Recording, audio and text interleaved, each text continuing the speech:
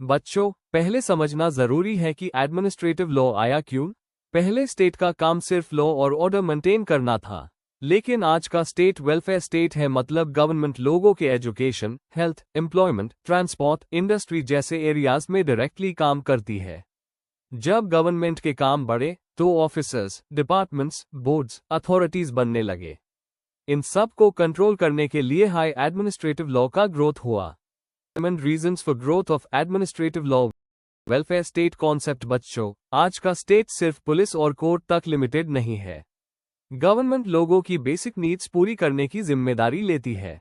Examples: free education, government hospitals, ration system, employment schemes. इस सब के लिए एडमिनिस्ट्रेशन को पावर दी गई और अन पावर्स को रेगुलेट करने के लिए एडमिनिस्ट्रेटिव लॉ जरूरी हो गया।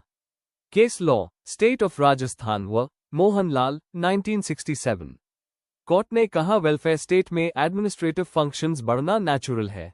Increase in state activities. पहले बिजनेस लोग खुद करते थे, आज government industries, banks, insurance, transport सब रेगुलेट करती है। Example: factory licence, pollution control permission, drug licence.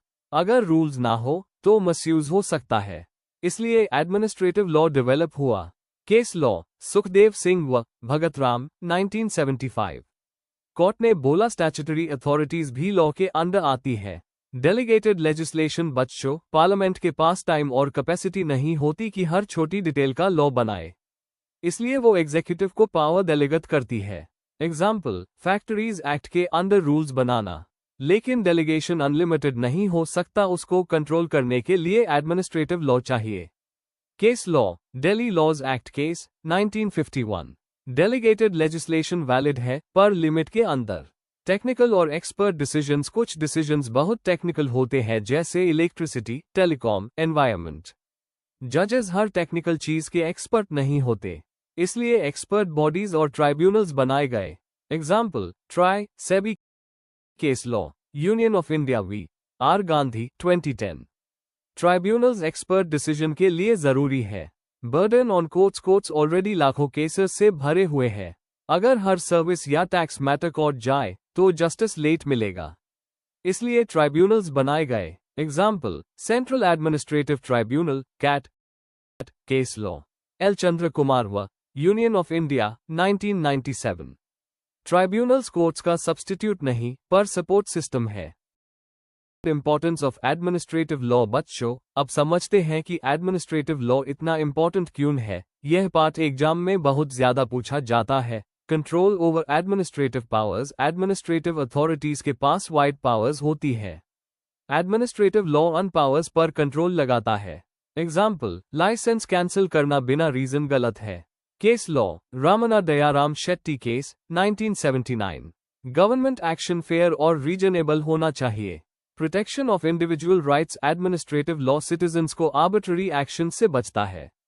Example: employ को बिना सुनवाए जॉब से निकलना गलत है। Case law, Maneka Gandhi V union of India, 1978।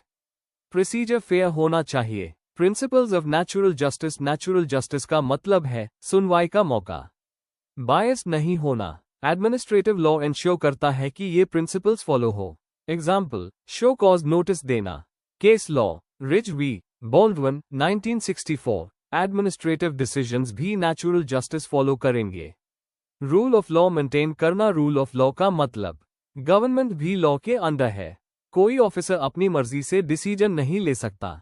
Case law, AK Kraipak v union of India, 1969। Administrative और क्वासी जुडिशियल डिस्टिंक्शन खत्म। अकाउंटेबिलिटी और ट्रांसपेरेंसी। एडमिनिस्ट्रेटिव लॉ गवर्नमेंट को आंसरेबल बनाता है। Example: judicial review, RTI।